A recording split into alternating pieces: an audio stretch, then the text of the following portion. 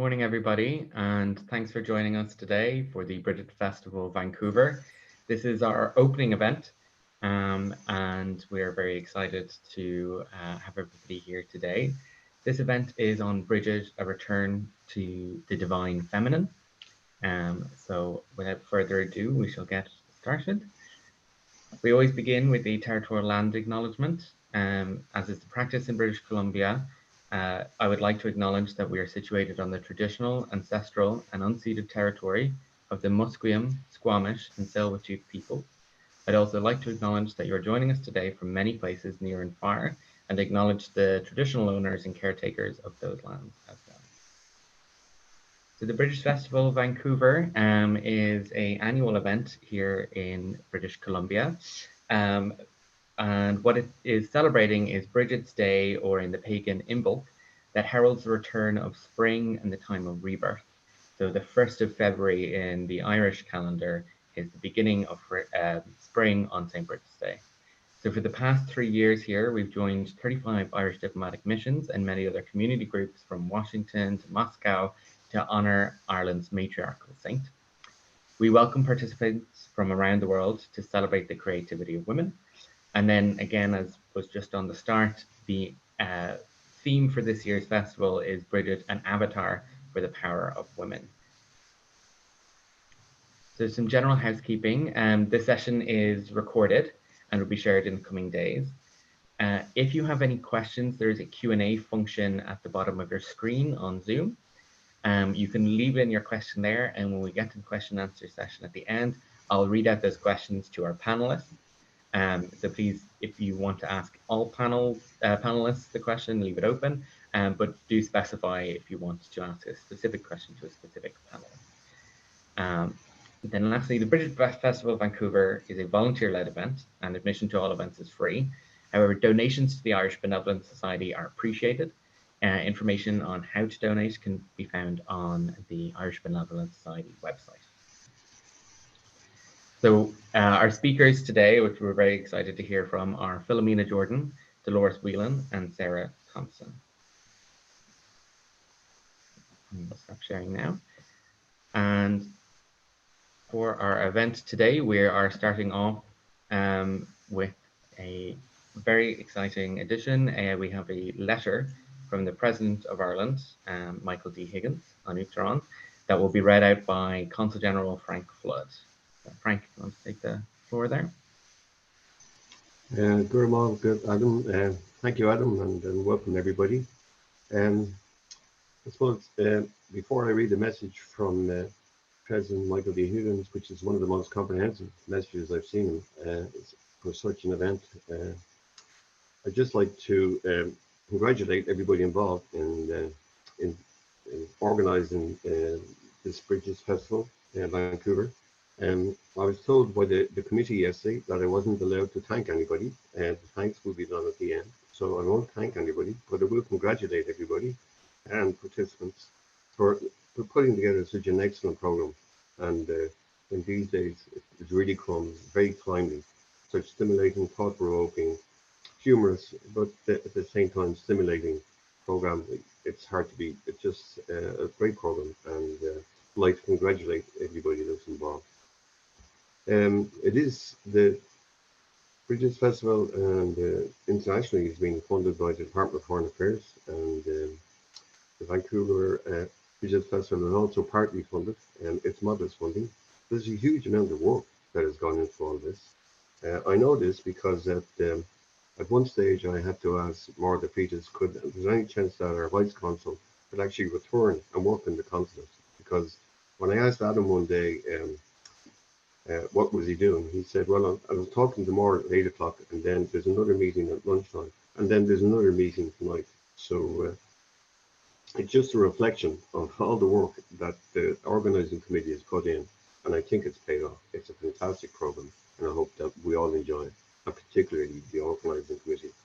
So without further ado, I will read the message from Michael D. Higgins. Protocol is like, I won't say anything after it. It speaks for itself, of course, but I would also like to convey the best wishes of Ambassador McKee, and I know Jenny Burke, who was here last year, and all in the consulate, and in the embassy in Ottawa.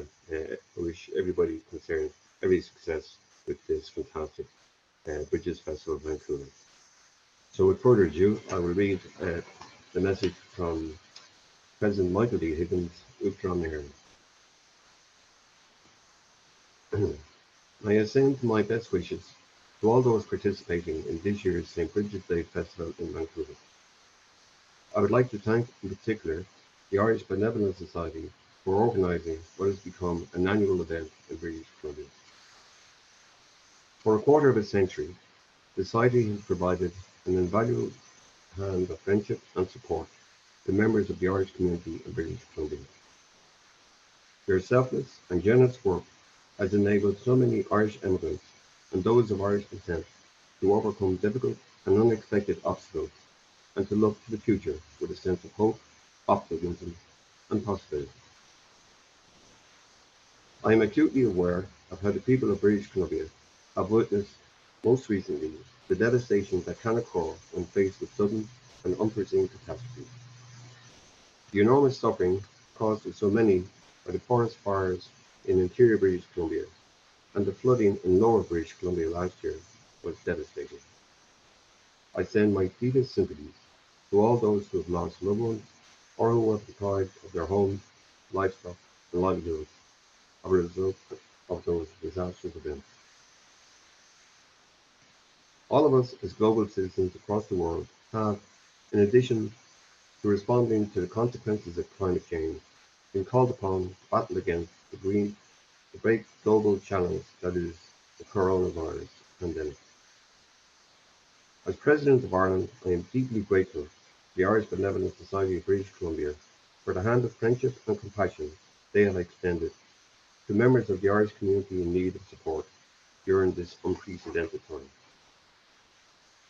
Today, as you mark St. Brigid's Day, we celebrate our shared heritage with our wider Irish community around the world in a spirit of unity and friendship.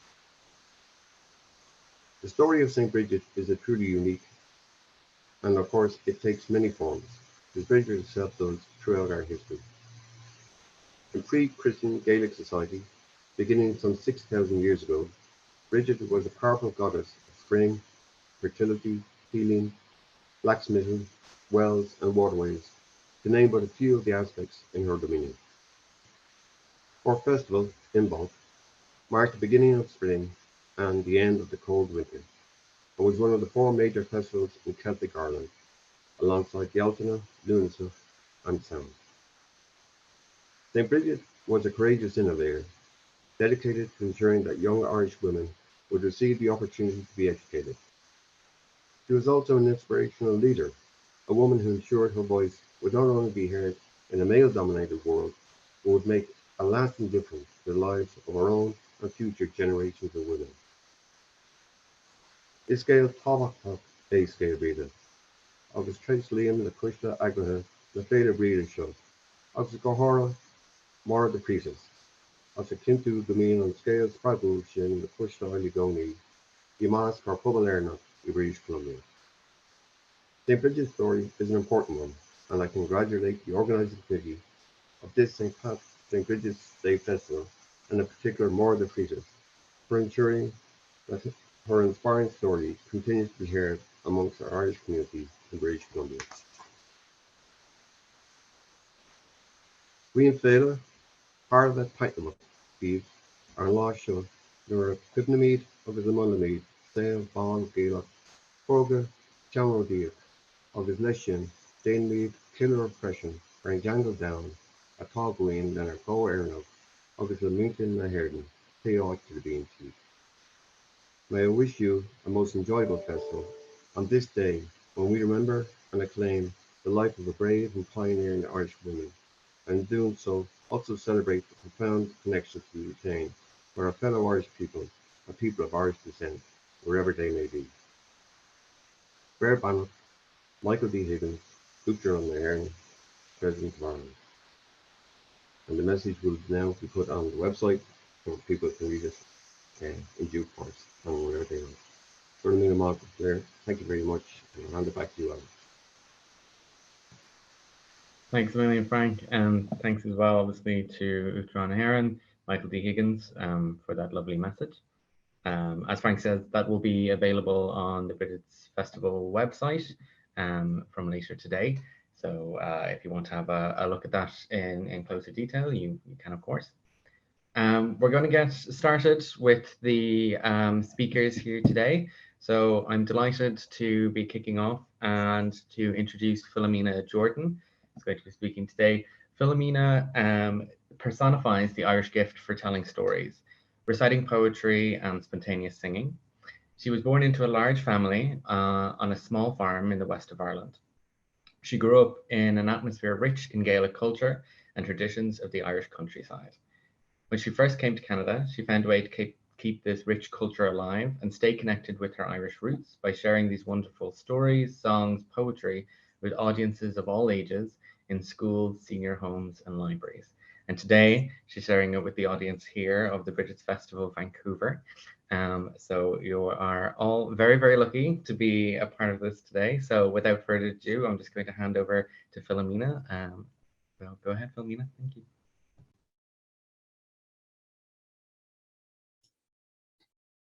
Unmute myself there.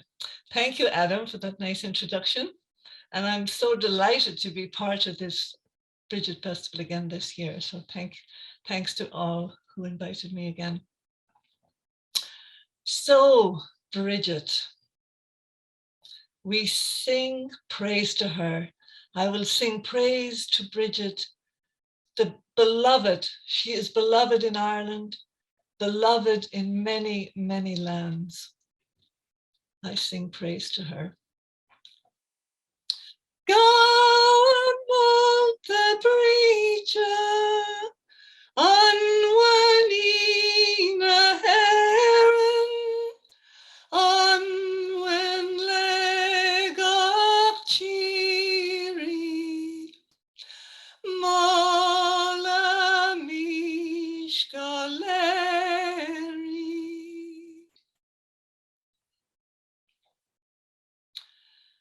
Long, long ago, back there in the 5th century in Ireland, in a place called Faughart, a baby girl was born. Her father was Dovach, an Irish chieftain, and her mother was Brocessa, his bondswoman. On the day she was born, her mother was carrying a bucket of warm, fresh milk in from the farmyard. And as she was crossing the threshold and had one foot outside and one foot inside the door, her waters broke. And so the little baby girl was born right there on the threshold between the two worlds.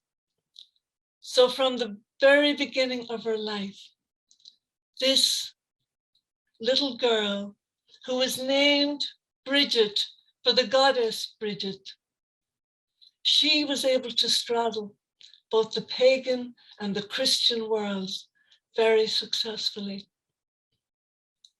As soon as she was born, her mother bathed her in that warm milk. And this was Brigid's first connection with her mother and the fertility of the land. As a child, she was unable to eat ordinary food. So she was fed on the milk of a white red-eared cow.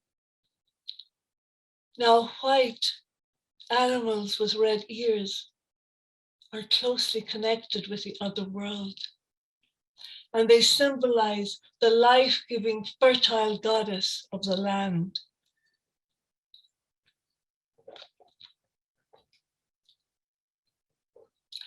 As Brigid grew up, she worked closely with her mother and the other women on her father's farm. She learned to milk the cows and turn the cream into butter. She learned to plant and harvest the crops. She raised piglets, and her favorite thing of all was looking after the sheep. She learned how to shear their wool and to spin and weave it into fine clothing. But as she was growing up, strange things happened around Brigid. Some might say mysterious or even miraculous things happened. In the fragments of stories that have come down to us, Brigid, the goddess of spring, whose divine energy brings new life and abundance back to the land, well, she shines through this young Brigid, who wanted to take care of people and who fed poor people, animals, and birds with an open heart and hand. One day, she was cooking meat in the kitchen for her father's guests when a lame, starving dog came limping in, drawn in by the smell of the cooking meat. Well, Brigid couldn't resist. She gave him a piece of the meat out of the pot, and then another and another, until suddenly she realized that the pot was almost empty. Well, soon after that, her father came in to see if the food was cooked. "Look in the pot," she said, as she prayed silently. The pot was full. Another day, she was working in the dairy with the women, turning the cream into butter. And at the end of the day, they each had to take their butter to be weighed. Well, Brigid, she was always giving things away. One day it was the milk, another day it might be a bunch of vegetables, another day maybe a piglet, or sometimes even one of her father's prized sheep. Well, this day was no different. She had given away all the butter with no thought for tomorrow. Well, she prayed silently as she made her way towards that weighing scale. And once again, her prayers were answered and the butter was restored. Now, this inner desire to be generous followed Brigid all through her life and really influenced her later as she felt the call to a higher purpose. She felt that by dedicating her life to the service of others, that she could, as was written about her later, she could fulfill her need to comfort the poor, banish distress, and relieve all wretchedness. But as well as having that spirit of goodness within her, she also had a strong and determined spirit. And she knew her own mind, which was not easy for a woman born in the 5th century. Her father had other plans for her. He decided he would sell her as a slave, which was a common practice at the time. He went to the King of Leinster saying his decision was based on his fear that he might become destitute, as Brigid was given everything he owned away to the poor. Well, the king was surprised because he had heard great stories about her many virtues. He asked to meet Brigid, who was waiting out in the carriage. Her father went out to get her, only to discover that while he was inside, she had given away his most precious jeweled sword. He was furious. "See what I mean," he said when he brought her in before the king. "Look what she's done now. She's given away my precious sword." Well, the king, he was more impressed than shocked. And turning to her father, he said, Your daughter is too exalted to be bought or sold. She is more precious than any jeweled sword. Take her home. And here," he said, and he gave her father another sword as a substitute for the one that had been taken away. Well, Brigid now felt that her future was secure. And with other like-minded young women, they left home.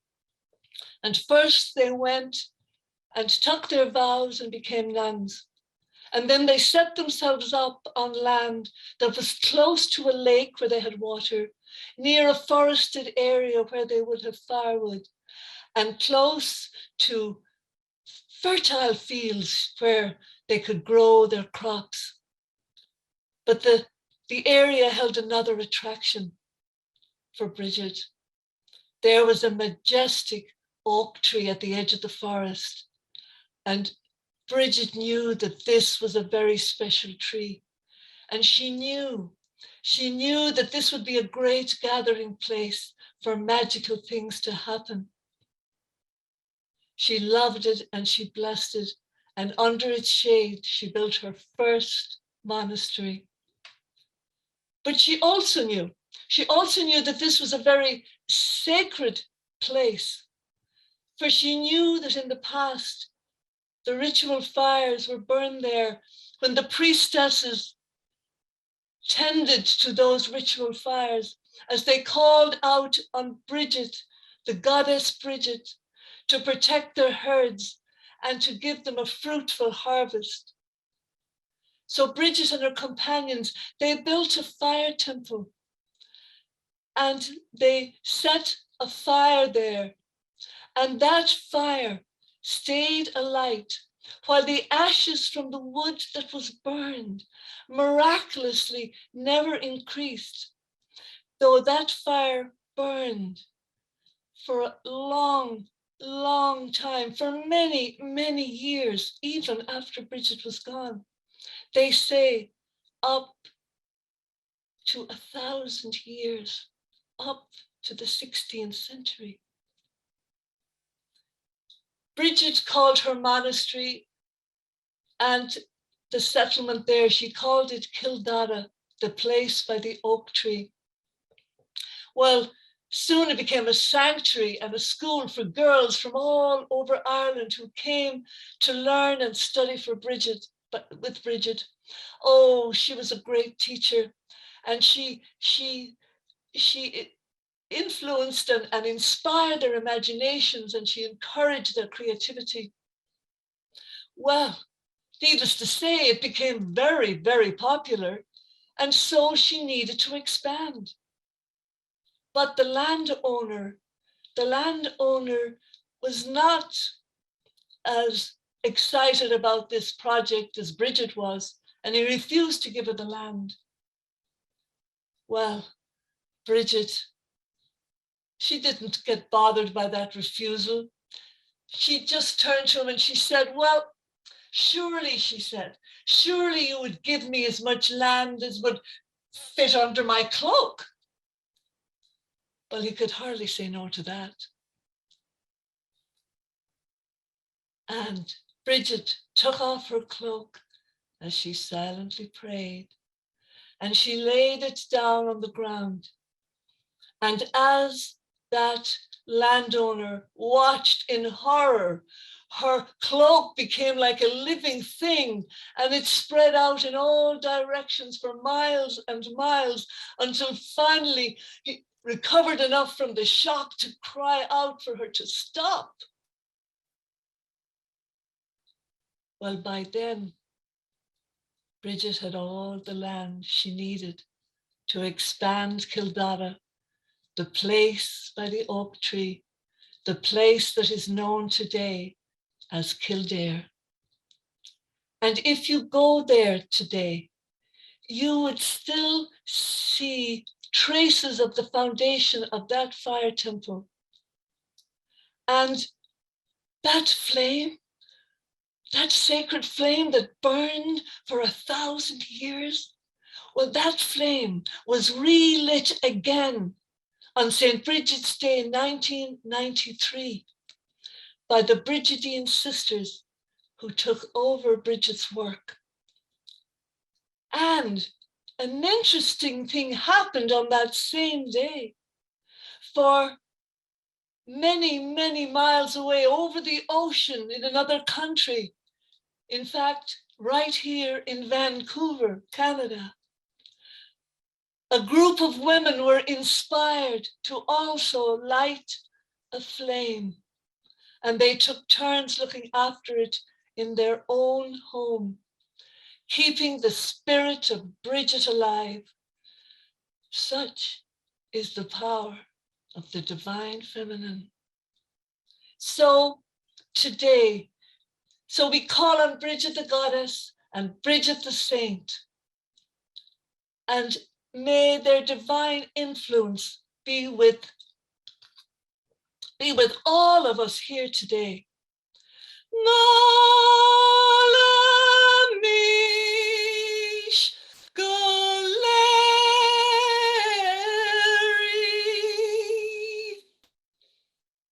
Thank you.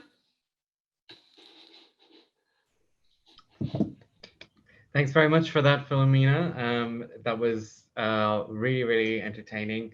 And thank you for the song as well. It's always great to be able to tell stories and culture through different mediums.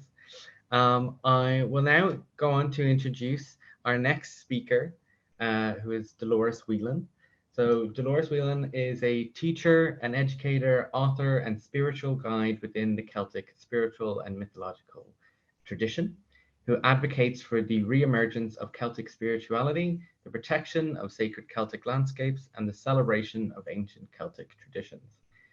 Dolores believes that the Celtic tradition is always evolving, and therefore it is possible for it to coexist with our modern 21st century society. Dolores has been involved in education all her life, but initially was a biochemistry teacher, but it was in the last 25 years of her life has been an educator and spiritual guide working in the area of human and spiritual development. So I'll hand over to Dolores now, and there's also a quick image that I will share with everybody for her presentation.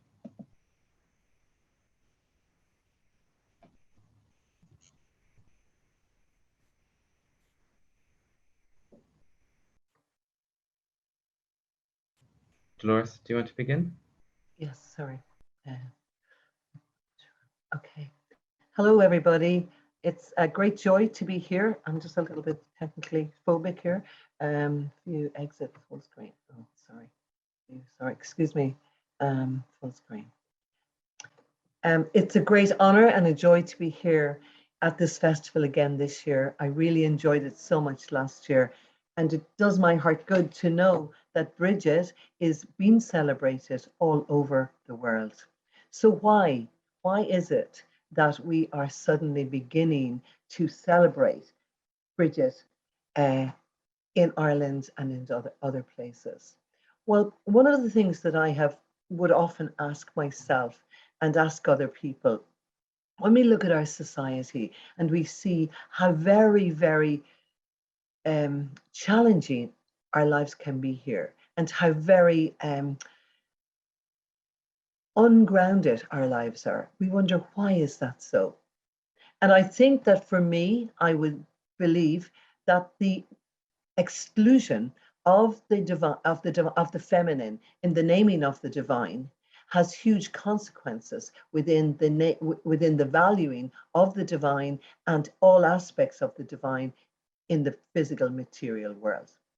So therefore we value things which are masculine, thought patterns which are masculine. We value things which are solid and rational and all of those kinds of things, much more so than we value the magical, mystical, and the feminine aspects that were so beautifully illustrated by Philomena in her presentation.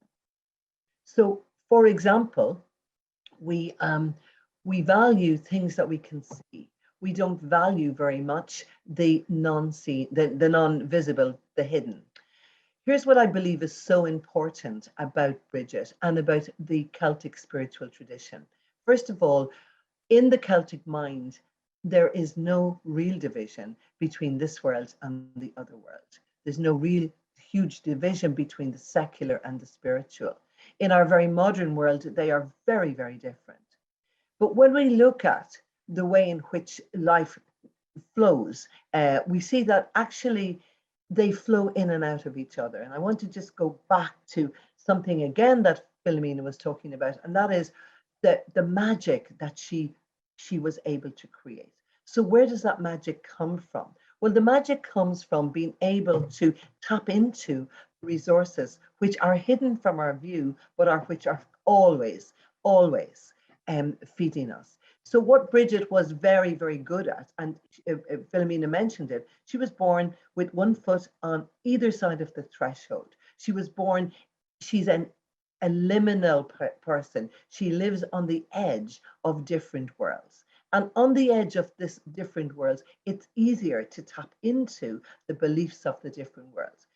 In our very modern society, most people do not give any credibility to the other world or the spiritual world. For many, many people, the physical, material world is what exists, and that is it. However, in many, many traditions, and in the ancient tradition of Ireland, and in the ancient tradition of many, many countries, we understand very clearly that all life comes from the feminine. And all life comes from the mystical and the magical. And all life comes from the other world, not the physical world, but from the world of the imagination and the world of the non-visible world. And so Brigid, with as that embodiment who can hold both the physical and the non-physical, is a perfectly important a very important person for us at this time. We are now living in a world which I believe is in serious, serious difficulty. And sometimes when we think about the difficulties, and we have to ask the question, what is it that ails us? What is it that ails us so much that we disconnect so much from the feminine, that we disconnect from the feminine to the extent that we are happy to destroy our planet, which is our mother? We have no understanding that a lot of the time, that the planet is actually a living body of energy and that it totally sustains us. So going back to Brigid, Brigid was this woman who was born in the 5th century, and that was one of her incarnations. She was also, and she was at that time, a woman of tremendous courage. She was a woman of great foresight. She was able to straddle both worlds, as I said. So she had one foot in the real world and one foot in the imaginal world. She had one foot in the physical material world, and she had one foot in the spiritual world. And one of the things that I've learned over the many, many years that I've been studying the Celtic spiritual tradition and other indigenous traditions is that everything actually originates in the other world, not in this world. And so it's like we have to imagine something first, and then we bring it out, eventually into the physical world. We actually are able. We are actually able to conjure up images, but then we have to say, how do I bring this image from here into the physical world? My question is often, why do we celebrate Brigid? Why is it that her energy is rising so much? And the reason I believe is that when our world is in crisis, which it is right now, then the earth itself, the world itself, begins to offer us possible solutions. And one of the solutions that's very obvious to me in working with Brigid and all that she inspires is the need to get back into balance, within ourselves as people, to get back into balance with ourselves as inhabitants of this planet Earth, this beautiful living planet Earth. And we know that Brigid was hugely connected with the land. And she was connected with the land, with the animals, with the plants. She was a herbalist. She knew all about all of those things. And she also had a great vision. She had a vision for bringing women into places of power, and not in a power over way, but in a way where power could be shared. One of the things that's very different from between the masculine and the feminine dominant systems is that in the masculine, and I'm not talking about men, I'm talking about an archetypal energy which is masculine. It's hierarchical, it's divisive, it kind of separates things. But the feminine energy tends to bring things together. That's what it loves to do. It brings things into harmony. It brings things into into unity, into symbiosis. That doesn't mean that there aren't issues in both the patriarchy and the matriarchy. But at the moment, I think what is happening, and really, really importantly, is that there's a huge awakening of the feminine energy within men and women. There's a huge awakening of this need for the feminine energy. So what is the feminine energy? How would we know the feminine energy if we saw it? So Brigid was, we know the feminine energy because it is, if we think about Brigid, we will see many of the qualities. Now, she wasn't the only person who embodied feminine energy. But when I think of Brigid, I think of her generosity. I think of her creativity. I think of her courageousness. And this is a really, really important one at this time on the planet. I think of her capacity to know herself, to be aligned between heaven and earth. This was one of her great gifts. She had her feet on the ground. She also was able to connect with the other realms. And in that space in between where she inhabited, she was able to manifest things. And Philomena alluded to that. And the thing about it is, manifestation comes from a belief in abundance.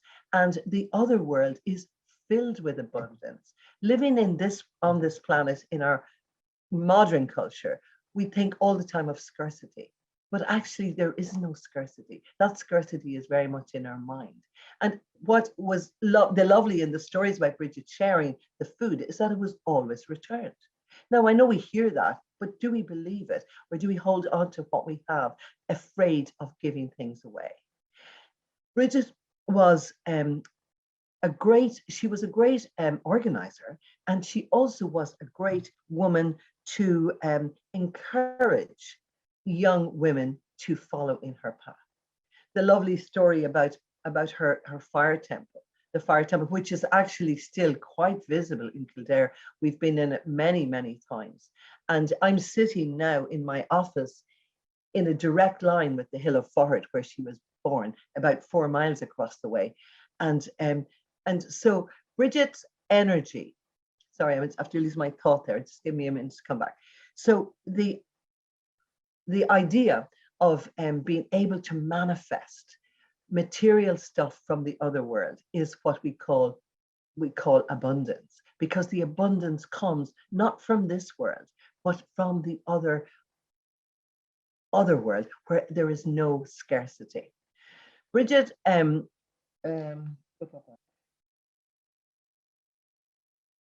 yes, so Brigid also was a woman of great faith, and she was a woman of great integrity, and she was a woman of great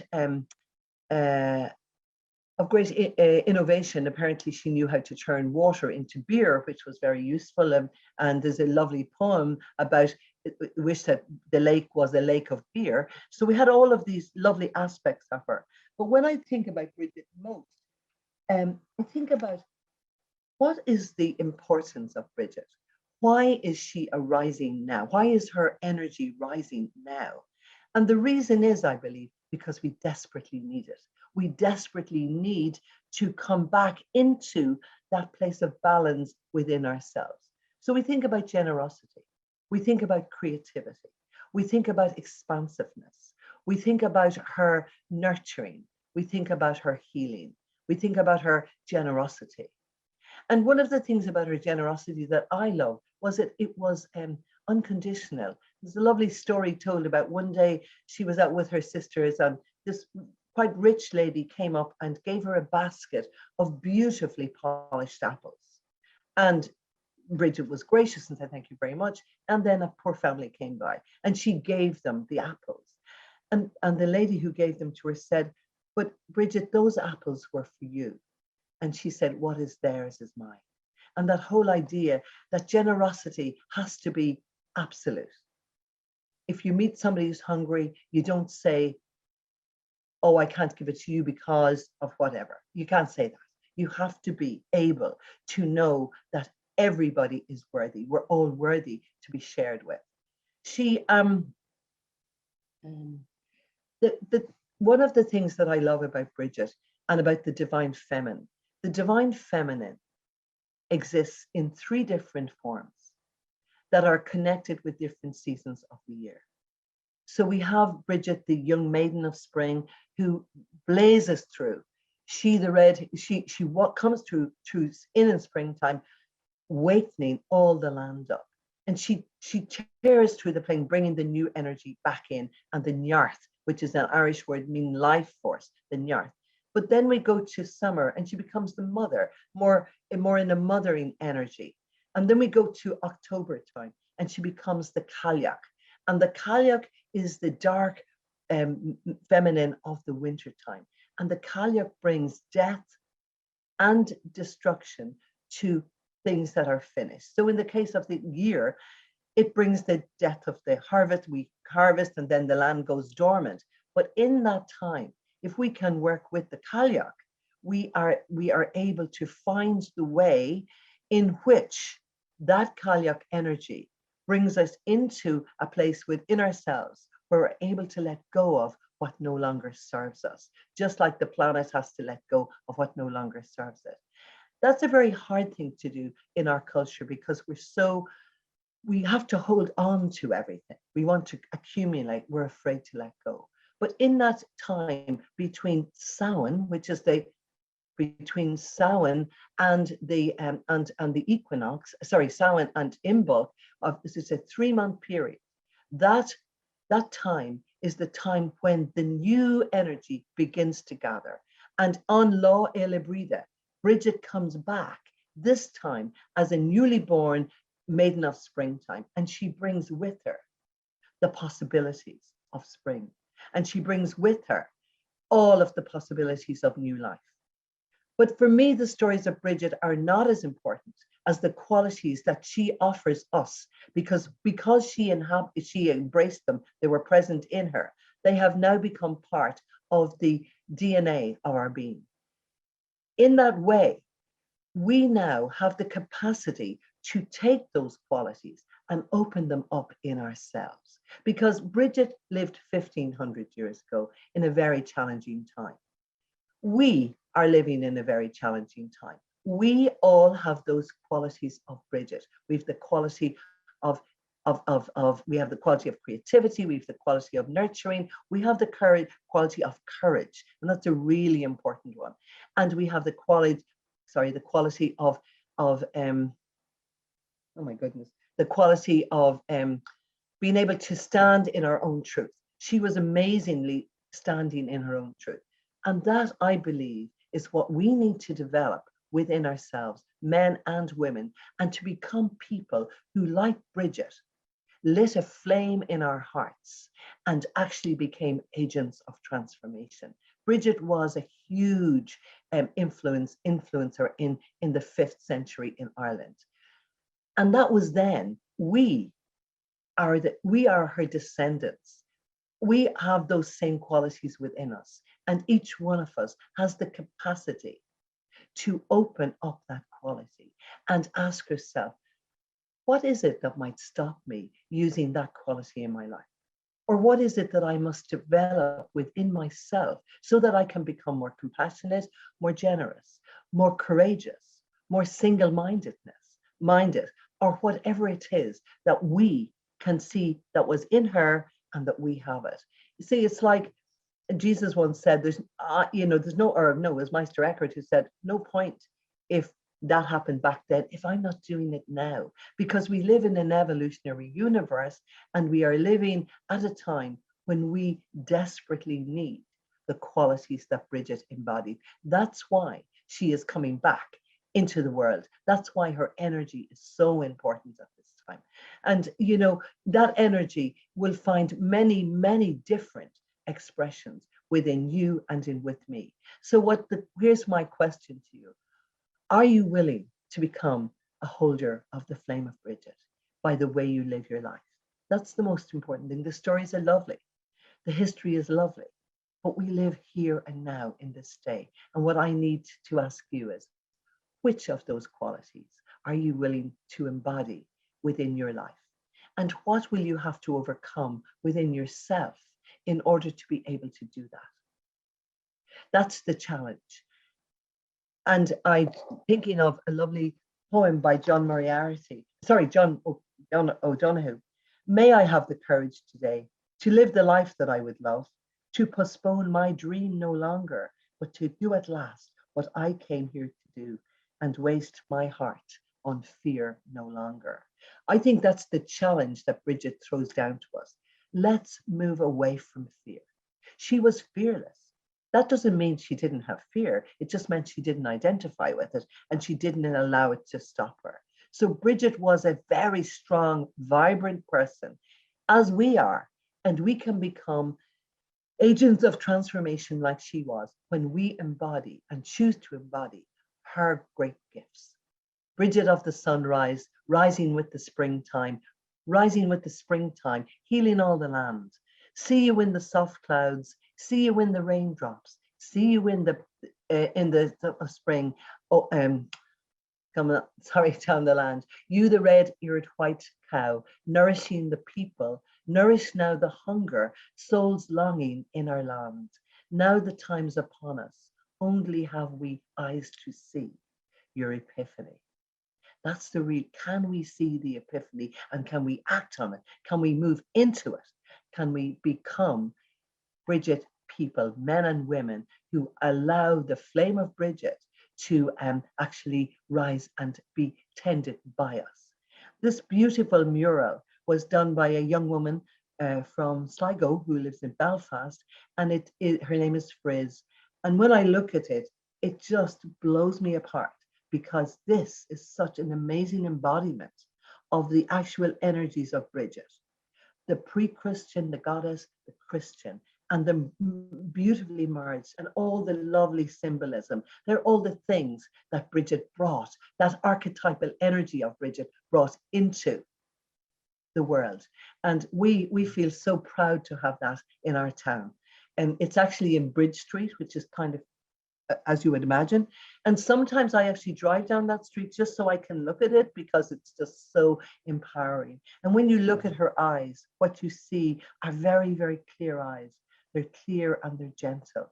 So my invitation to you today and tonight in Vancouver and all over the world is, are you willing to become an agent of transformation in our world, as Brigid was in the 5th century? Gora míle maith agat. Thanks a million, Dolores. That was really, really interesting. Thanks very much for that. I think it's an important message to take away, that living in the way that Brigid espouses is the important thing if this kind of culture is something that interests you. So I would just like to remind the participants here today that if you have any comments or queries or questions, please do put them into the Q&A section, not into the chat section. We have the chat disabled for the panelists just because it can get distracting because it pops up, whereas the Q&A doesn't. So please put any questions or comments that you have into the Q&A section. So thank you very much for that, and thanks again, Dolores. So we'll move on now to our final speaker of the event, and that is Sarah Thompson. Sarah Thompson is a folklorist, ethnographer, and pop culture scholar.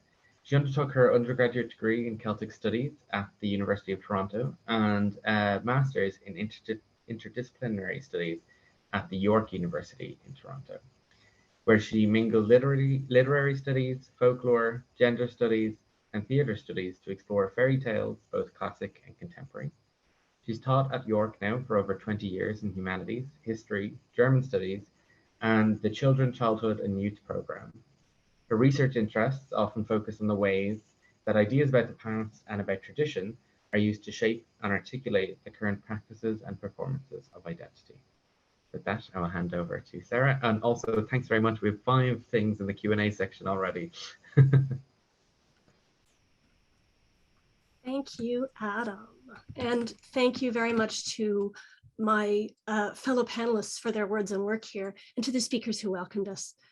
It's a privilege to be here with you. Both Dolores and Philomena alluded to themes of balance in stories and traditions about Brigid. For those of us living in a world that seems so out of balance, it's one of many appealing aspects of her, whether we're thinking of the goddess or the abbess and saint. Perhaps indeed we might see balance even there. She's capable of being a saint and a goddess, as both Philomena and Dolores pointed out. With only the tiniest apologies to Walt Whitman, Brigid contains multitudes. It's those multitudes I've been thinking about in these weeks leading up to All Hail a Brigid. Goddess and abbess, healer, and in some stories willing to cause serious bodily harm. Childless saint to whom prayers are directed for a healthy pregnancy and safe childbirth, but whose stories say she also helped at least one person who wanted very much not to be pregnant anymore.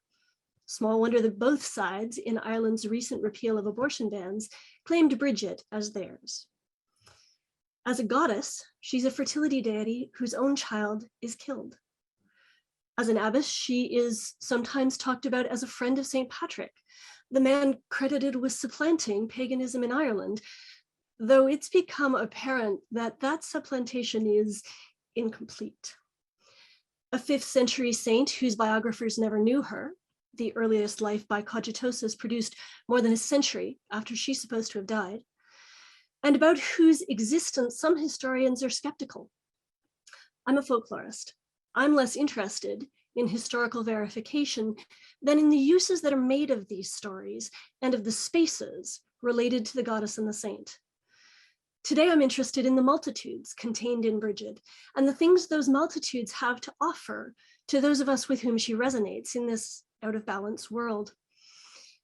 But instead of trying to recuperate her into one totalizing, comprehensible, balanced being, I want to argue to you all that it's the very instability and ambiguity of Brigid that makes her such a fertile figure for exploration.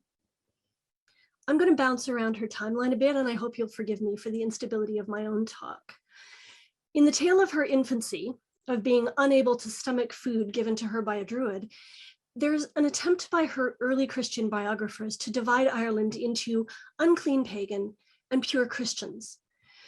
But the white animal with red ears that Philomena told us about in the story is a common supernatural trope in Irish legends set in pagan times.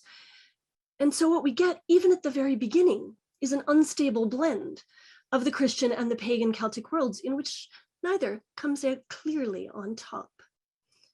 Her first community at Kildare, with a group of female companions who maintained that sacred fire, was founded on the site of a pre-Christian oak grove sacred to herself in her form as goddess. Her relationships are fascinating. Her female companion and favorite student became abbess following her death, and in some stories at least shared her bed. That favorite student takes a male lover at one point, and though she repents of her night of passion before creeping back into Brigid's room, there's an argument to be made that attitudes towards sexual orientation and sexual experience in these tales is somewhat fluid. These stories make space for imagining LGBTQ plus lives prior to our current era. And I'm looking forward to tomorrow's presentation on the historical realities of such lives in Ireland and the diaspora. It's not just heteronormative sexuality, but the idea that gender is essential or is associated with essential roles that are disrupted by Brigid's tales.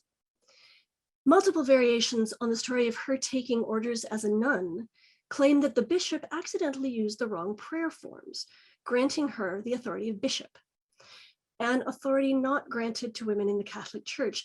But when asked about his mistake, he said that the ordination was entirely appropriate in this circumstance. As founder of 2 monastic houses, one for women and the other for men, but talked about as one combined place for study and learning, she apparently convinced a male saint to leave off his hermiting and become an abbot of the community, but under her authority as abbess and possibly as bishop. While it's likely that some of these tales were written in part to justify the Kildare Church's claim to primacy in competition with Patrick's historical bishopric in Armagh, their continued existence and retelling in our era indicate that the story's current appeal is located somewhere outside of medieval church politics. Now, an abbess, as an authority figure, might reasonably be thought of as representative of order. And monastic communities are often conceived of as places of routine, of laws, of obedience to authority, of stability even. But in her path there, the narratives about Brigid position her as disruptive, disobedient, and unruly, responding to her brother's pressure for the bride price that they would receive should she marry instead of becoming a nun. She sticks her own finger into her eye and points out that few people will pay for so marred a bride. And visualizing it, I imagine that was a heck of a finger wag. Traveling with her father, as Philomena told us, she gives away his sword to a poor man who sells it and buys food for his family, transforming an object of war and death into life-giving foodstuffs, but also transforming an archetypal object of warrior masculinity into the means by which a peaceful man can nurture his family. In talking to a greedy ruler into giving up a little land for her community, again, as Philomena told us, she asked for only as much as her cloak will cover.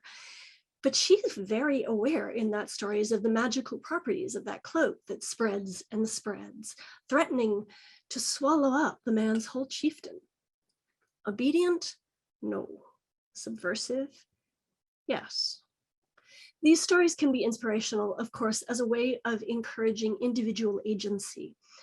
But I want to take a quick look at a tale or two that might have more immediate relevance to the ways we live with each other in the world. In the story of Brigid, healing a blind woman, we see the value of acknowledging our mistakes and attempting redress. The woman who's been healed comes back and says that the world is too visually noisy now, distracting her from her quiet life of religious contemplation. And couldn't she have the darkness back? Brigid returns the woman's blindness, accepting that she knows best for what is right for her, and suggesting that there are multiple perspectives about disability. Contemporary scholars often point to magical cures in stories as problematic. They note that those cures treat people with impairments as flawed and outside of magic, doomed to remain wretched, rather than addressing inequities in our world that make the lives of people with disabilities more difficult than they need to be, and rather than valuing the experiences and opinions of disabled folks themselves. The second story is perhaps even more pointed given our current world.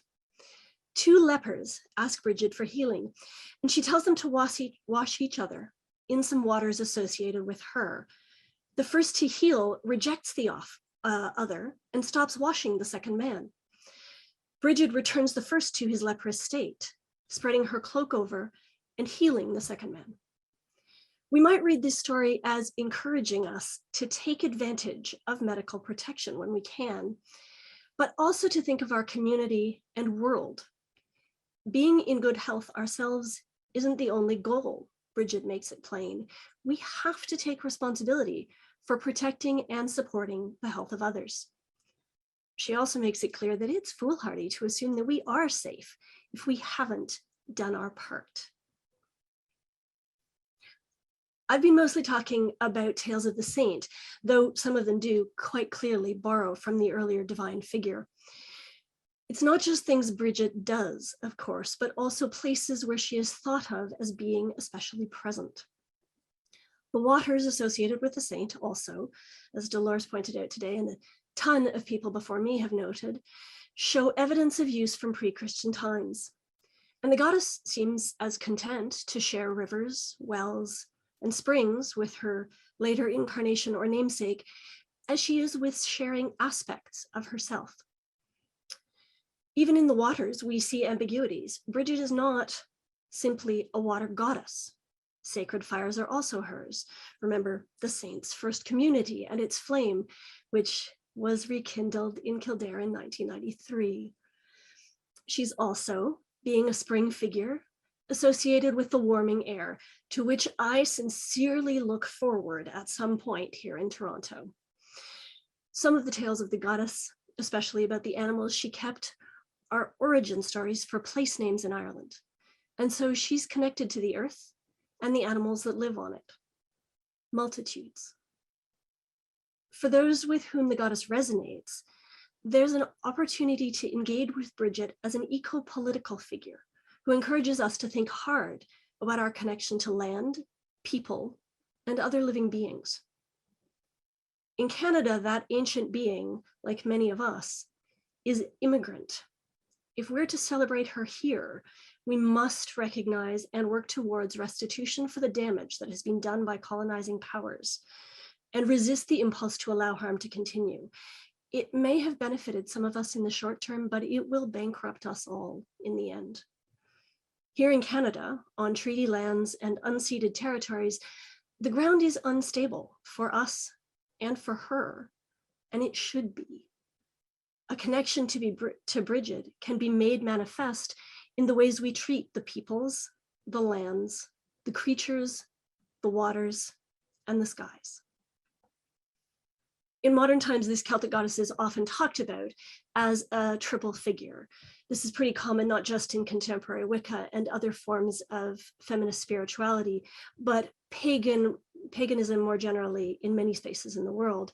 The maiden, mother, crone tripartite being appears in multiple cultures and narratives. Brigid, as Dolores said, is the spring and summer woman of youth, fecundity, and wonder, as well as the fall and winter wise crone, the kayak. But Brigid the goddess is herself also triplicate.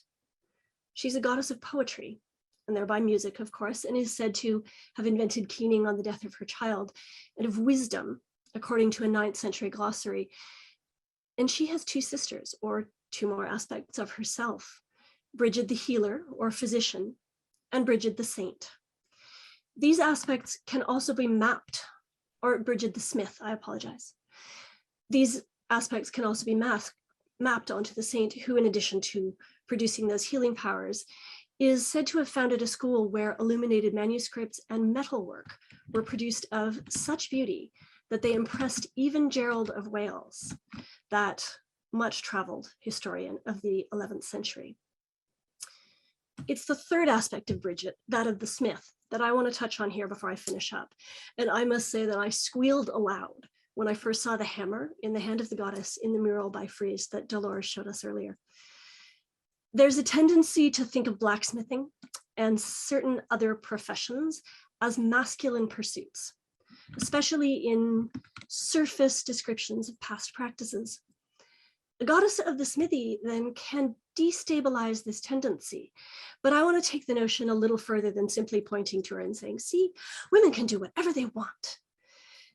In the 21st century, gender, like sexuality, is somewhat more fluid and complex than simply pointing out to ideas like that. So I do, of course, want to encourage us all, as this festival welcomes the return of the divine feminine, to celebrate the activities and the traits that are traditionally associated and often undervalued because of that association with femininity. The domestic hearth, generosity, nurturing, the intense amount of work that is caregiving, for example. The traditions surrounding Brigid, though, can destabilize the very notion of what masculine and feminine traits are. These tales position authority and unruliness, art and science and magic, water and fire, midwifery and blacksmithing and poetry as natural and equally valid options for the goddess and the woman. In the multitudes of gender orientations and performances available to us in our world, Brigid reminds us that we need not settle on one definition or choose one option for her or for ourselves. Thanks very much. I'll pass it back to you, Adam. Great, thanks a million for that, Sarah. Really, really great to hear. I think particularly the connections between yours and Dolores's talk there on the importance of Brigid in kind of modern context and why she's reappearing in the kind of cultural zeitgeist right now is because that energy and those stories are something that we need. So we'll move on to our Q&A session now. So if any of the participants who haven't asked a question yet and have them, now is a good time to go in.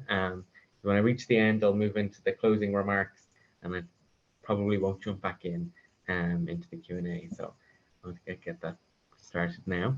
Well, firstly, there was a lot of comments in the Q&A section just saying what a fantastic talk this has been, and for all of our presenters today.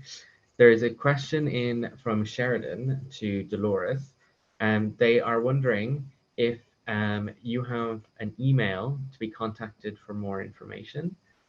And there's another one for you there, Dolores, that's related. From Barbara is asking, do you offer retreats or workshops online or in Ireland?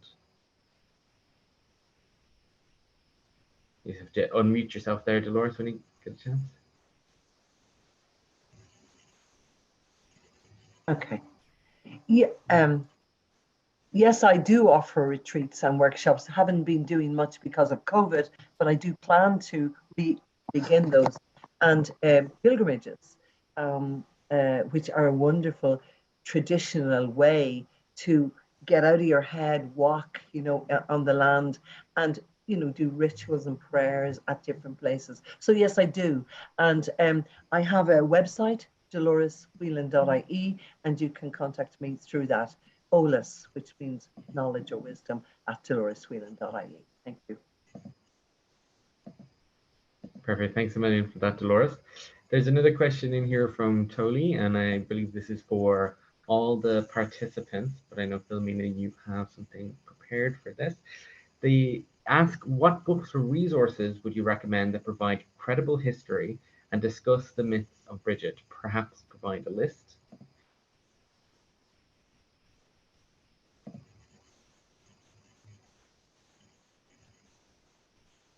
So, Philomena, do you want to come in on that one?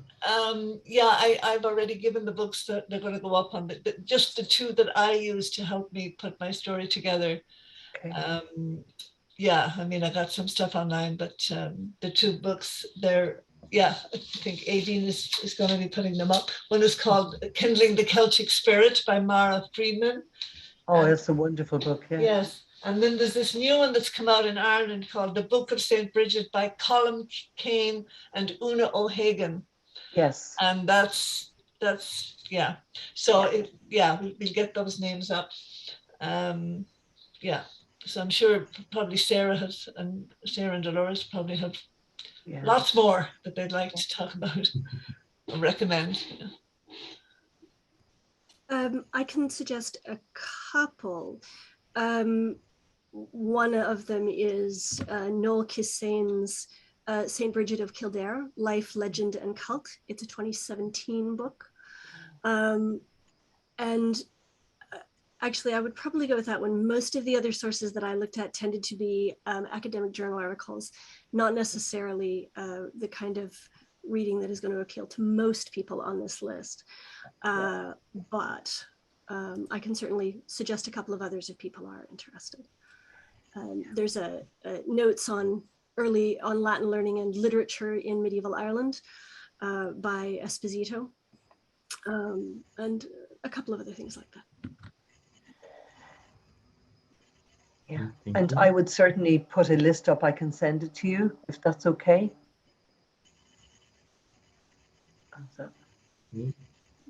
I would send. I would send in a list to you, and you can put it up. Yeah, no, I think that would be great. I can step in here, Dolores, and let our participants know today that we will have your reading recommendations on our website. I've popped Philomena's into the chat for our participants, but for Sarah and Dolores's, please send to us, and again, we can pop it on our website. Yeah. Thank you. Somebody's asking for the poem. That was John O'Donoghue's Morning Offering. John O'Donoghue's A Morning Offering. There's a question in from Terry who says greetings from Kentucky, USA. So it's great to have people joining from further afield. They're asking if you could direct them to the symbolism embodied in the art piece of Brigid as presented by Dolores Whelan. So what I can do is I'll just share that for everybody again. And if the panelists want to come in and just discuss the different aspects and symbolism that we see, I think that will work well. Great, so hopefully everyone can see that now. And if you want to just talk through the different symbols that we see there. I think Sarah, you specifically mentioned the hammer, if you want to Yes, mention yeah. that. I did indeed. There's a hammer in the on what from my screen is the right hand side, and also the quill pen for Yes. either poetry or knowledge and study. But I'm going to let Dolores go at this one. Yeah, well, you know, okay. I think that the feather one is a really important one. What I love is how the cloak is in two different colors, and it's very clearly the two different traditions, and even the torque is different. So while I'm looking at the left hand side from my screen, which was the green, then that left looks more like a nun's outfit, and then on the other side you've got the red, and you've got the iron, I'd say not iron, some kind of metal, and it's kind of, that's very much Greek Christian, I would imagine. And then on the green cloak, there's the cross, and the snowdrops. The flowers are very important. The snowdrops, I have an altar here. I don't know if you can see it, probably not, but the snowdrops are Brigid's flower. So there they are. I picked those in my garden just before the seminar. So the snowdrop and the dandelion is another flower as hers. The snowdrop are the first flowers that come in spring. The dandelion is a solar plant, and because she's a solar goddess, that's why that's included. I think there's water in there as well, you know, and the fire, the flame, of course, the fire is here hugely. And that's that. I don't know what the one on the other side means, but certainly the fire is huge and there's water flowing through. Yeah. Does that help? The symbol on the top right hand side of the snake is related to study of the health and the physician, right? Rather like the old caduceus. Yes, of course. Yes. Yeah. And I imagine that those stripes in behind it are probably a grove of trees. So we have yes, they probably are. Yeah. You'll have to come over to Ireland and see it. That's the only thing I can suggest. Come over and we'll bring you on a tour. But you know, that is yeah. And there is the hammer. I think I see a hammer in there. Do you see a hammer, Sarah? Yes, the blacksmith's hammer just above the feather. And of course, the cross that she's holding in her other hand that is a Brigid's cross. Yeah. Yes, and someone's going to be demonstrating a workshop on that following this panel, I believe. Okay, and just to say about the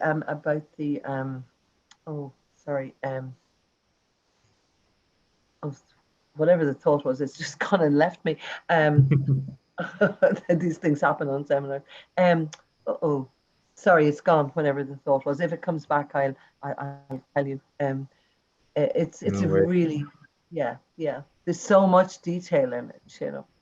There is. I think you also want to look at the poll, right? Sorry. Q&A session is really popping off. So I'm gonna move on very quickly there. No, that was very, very good, and thank you very much for that. So, and we have done the poet's name already. Yeah. So there is a question in from Lisa, who's asking any suggestions on a daily practice or ritual to connect with Brigid and embody her energy. Yes. Will I take that one? Will I? Of course, go ahead. Yeah.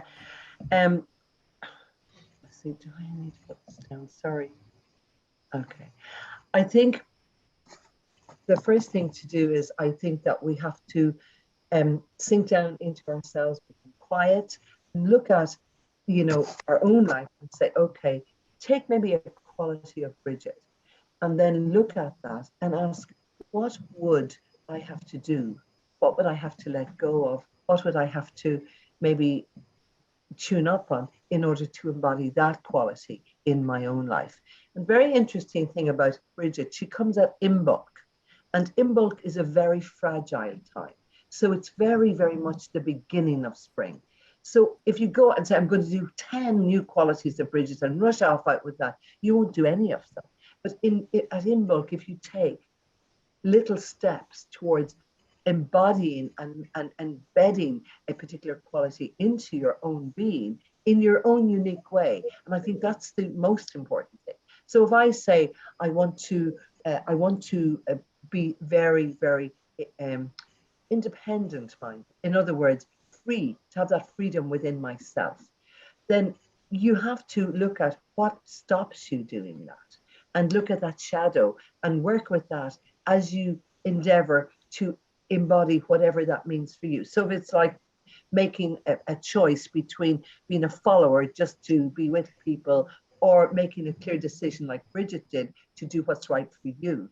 And I think in our society, there's a lot of that opportunity now. And so that's one. Another one is the generosity.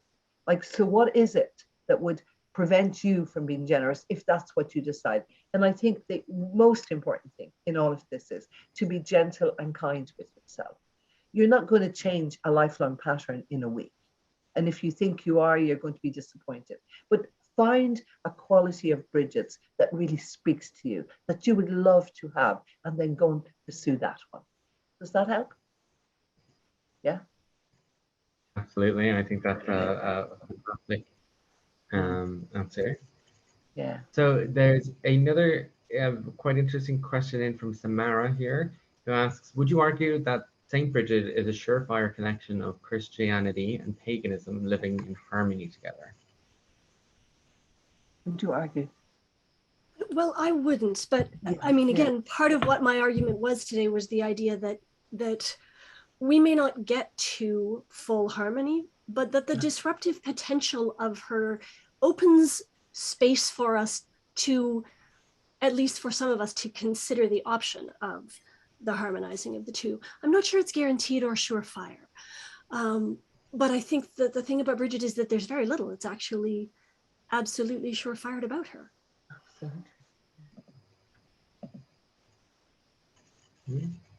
And also, I think that, you know, we live in a culture that wants very simplistic answers. Life is not simplistic. And I think we're living within amazing moments of transition. So I think we have to learn to be comfortable with things that are uncomfortable. And I think, you know, it's you can't just package Brigid up and make her nice. She doesn't do nice. She's not nice. What I mean by that is she's not. She's quite fierce at times, you know, and the fierceness comes from that commitment to the truth. And I think that's what's really important. Great. Thanks a million. I'm just going through the Q&A here, and there's about 8 comments on the photo that there's also a bull on the left side on the aspect, and people are wondering what the significance is of that. If you want to go into it. Philomena or Dolores, you want to try? Well, the bowl would be a container. It would be a container probably for water. It would also be, a container, I think is what it would be. But I haven't got that on my screen, so I can't see it. So you know what, I'll share it just very quickly, because yeah, there's a good few questions about it. So we're getting a lot done in one if we get this. I should have brought Frizz with me. Now the bowl. Where's the bowl? So it's the bowl, sorry, on the left side of the screen, on the saint figure, kind of gold, red, and blue bowl. Is that B-O-W-L? B-U-L-L. Oh, bull. Oh, sorry, excuse me. Male cow. Yeah, I'm afraid I don't know. Some of the, sorry, I apologize. No, go ahead. No. Some of the early stories of the goddess have her keeping herself as a member of the Tuatha De Danann.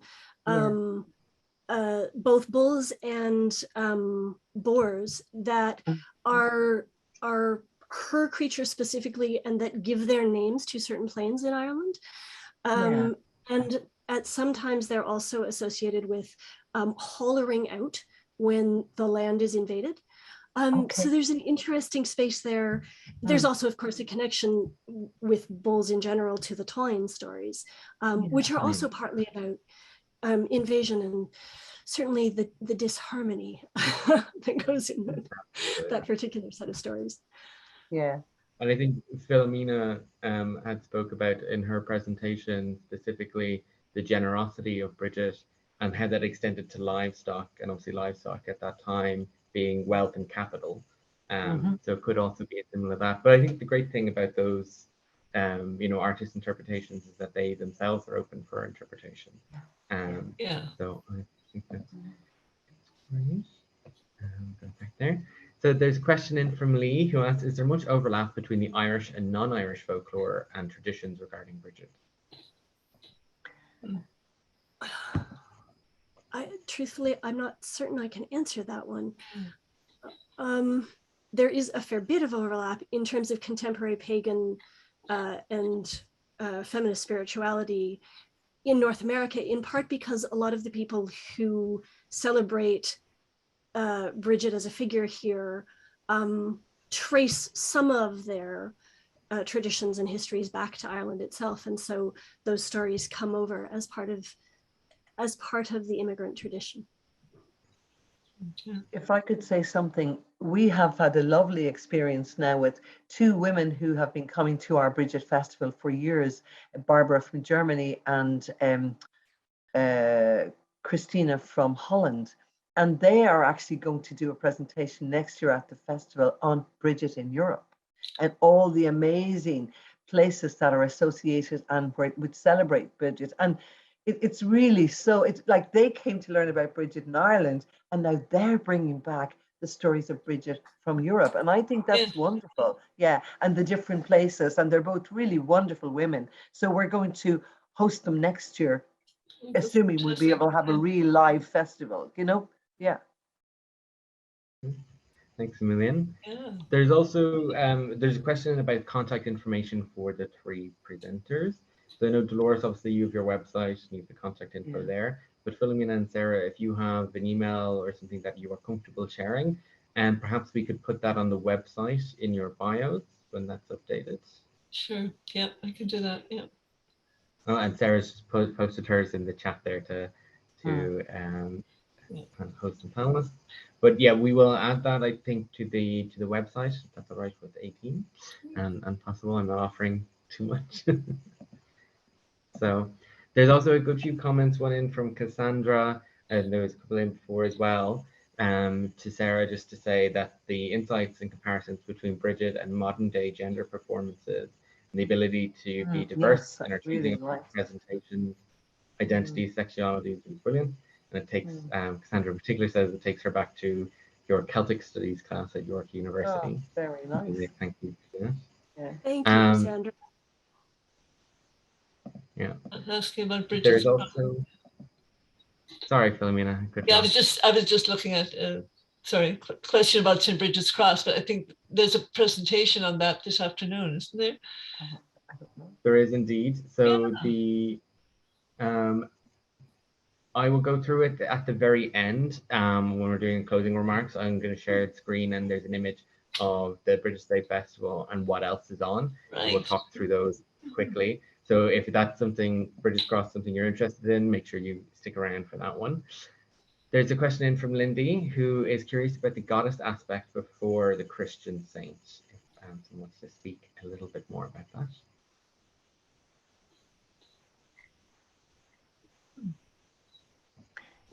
Well, I think that I remember somebody said to me, who came first? Was it the saint or the goddess? And I said, well, that's an interesting question. But actually, and people often ask me, is what you teach Christian or pagan? And I never use the word pagan. I use pre-Christian. But the thing about it is, we live in an evolutionary universe. So like Christianity didn't drop out of the sky 2,000 years ago. So there was this wonderful religious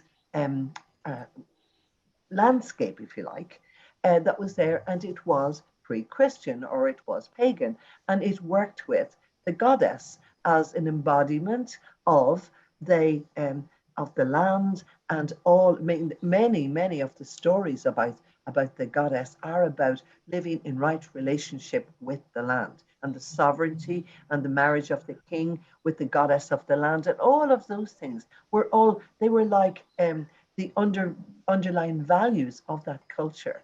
So they, I think there's no, for me, I don't have an issue with it at all, because I've learned over time that it's evolution.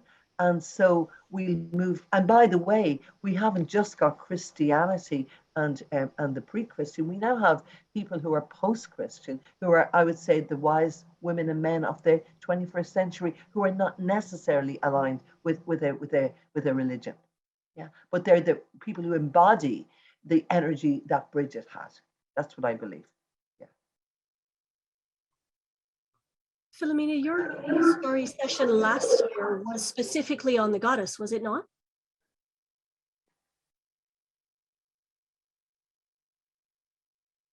Yeah, my story last year actually was connected with the Kalia and Bride, who was known as Brigid in Scotland. So it was a Scottish story that I told, yeah. And the battle between spring and winter, because winter doesn't want to let go, but spring has to come. So it's a story about the battle and the Kalia finally having to let go and let spring come in. And some days, we have hints of spring coming, and then phew, that Kalia comes right back. Absolutely. Like in Toronto right now. Yeah. In Toronto, there's this much snow right now. Oh yeah, Oh, but we sent the Kalia to Toronto actually. We said we've had enough. Go to Toronto. They need you over there. Yeah. Thank you guys those so are much. interested and might want to listen to Philomena's story from last year. I think it's on YouTube. Oh yeah, somebody asked about that. There's a good few questions asking about whether this presentation, because some people missed the start, will be available online, as well as any of the previous festival recordings. They are all on the website. The recording from this session will be uploaded later on, but if you go onto the website, which is brigidfestivalvancouver.com, and there's a tab called Previous Festivals, you can view all the videos from the 2021 and 2020 festival. So they'll be there. I'll just go into the last few questions there, because we're coming up to time. There's one question from Patricia, who asks, how did Brigid's life end? Well, that's I'm not sure, I wasn't there, but there are many stories. Do you have some, Philomena? Not really. Well, not really. I feel she's still with us. Well, I do too. I think she became quite elderly, and that's right. and she died. And she died in a very normal, natural way. Yes. And Dalucra, who was her great friend that you referred to, that's right. I think was with her when she died, Yeah. But it's hard to know. Yeah. I think she lived up to her 80s or yeah. And then remember her friend wanted, she said, I want to die too. And she said, no, you have to take care of things for another year, and then you'll be joining me. So that's right. And she died exactly another year. Yes, she died a year later. Yes. Well, so they say. So they say. The question here, how many wells, Brigid wells, are in there in Ireland? I don't know. I have no idea. There's an awful lot of them. Yeah. I mean, the thing about the wells is so important, because that is a huge connection down into the other world, and that place from which so much wisdom comes. Yes. And they're also liminal places between water and land, and it's very interesting to be at wells. Well, sorry. No, go ahead, Philomena. I was just saying, I love stories where I seem to be drawn to stories sometimes that are, you're going down into the other world and down below the sea, and I just love it. Yeah. All right. Well, I will. Sorry, one last question. I'll take this last question, and then we'll close the Q&A. Asking, are those holy wells mentioned associated with Brigid? Mm.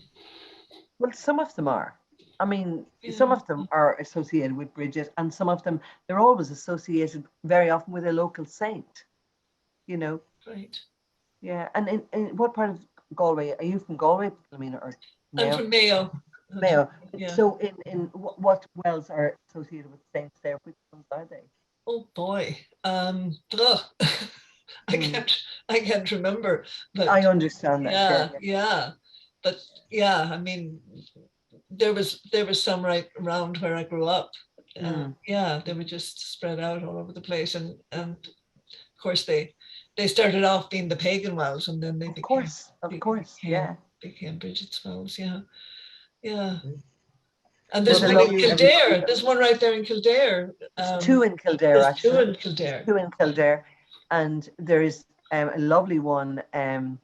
The one I love, which is down in Ballyvorney in Cork, and it's St. Gubnet's Well. But Gubnet Ah, is the southern Brigid, and her feast day is on the 11th of February, which is also very interesting. yeah. And I've been there many times. It's really a beautiful place. Yeah, it's quite um it's not wild, but there's a feeling of wildness about it, you know. Yeah. My Absolutely. great teacher, Well, Father Sean Din, brought me there when I was many years ago, you know. well, we are at the end of our session. We're at 12:30 now. So just in closing, I would really like to thank Philomena, Sarah, and Dolores for their excellent presentations, stories, and their ability to answer every single question that came in. Thanks again to all those who participated and joined us today. It was great to see so many people turn out. I know it's disappointing that these things have to happen online right now, but it's great to see that people are still willing to take part, even though we're all a bit Zoom fatigued. I'm just going to share the screen very quickly, and supposed to be able to share screen very quickly, but it is not presenting for me, I'm afraid. So I will share the entire screen, and then can you see that photo? Yes. The schedule of events. Mm-hmm. Okay. Great. Perfect. So Okay. today, Sunday, the 30th of January, we've just had our Bridget. session there on Brigid Return to the Divine Feminine. Then today at 2 to 4 p.m., we have Brigid Cross Weaving with Deirdre Keown. On Monday, the 31st of January at 12 noon, we have the Bad Brigid Project, Histories and Stories of Criminal and Deviant Irish Women in North America. At 5 p.m., I'm also emceeing this event, the Brigid Call story presented by Chris Morrissey, an introduction by Dr. Morris Casey, which is part of the Out in the World Ireland's LGBTQ diaspora with Epic Museum Dublin, which has some links to what Sarah was talking about today. Then on Tuesday, the 1st of February, which is St. Bridget's Day, which is in Bulk, at 11 a.m., we have Records in Redress, a dialogue on Irish and mother and baby institutions and Canadian residential schools, which will be really interesting. But to be aware, obviously that's a sensitive topic dealing with some difficult material, so do be aware. Then at 3 p.m. that day, we have a performance reading of the Women of the Diaspora. So those are our events. I will remind everybody as well that we have a survey that will be sent out. We would really love if everybody could join in on the survey and let us know how this went, how we are doing. And yeah, if you have any comments or plans for the next year's festival, we would love to hear it. This recording, as we said, and all previous recordings are available on the website. This recording probably uploaded later in the week after all the sessions have completed.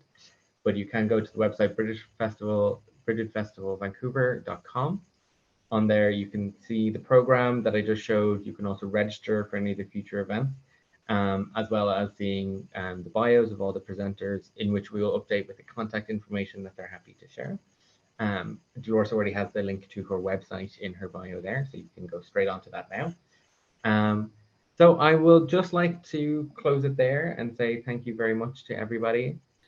So I would just like to ask the presenters to say a quick goodbye, and then we will close the session. Thank you. Thank you all so much. Thank Yeah. you, ladies. Thank you for joining in with us today.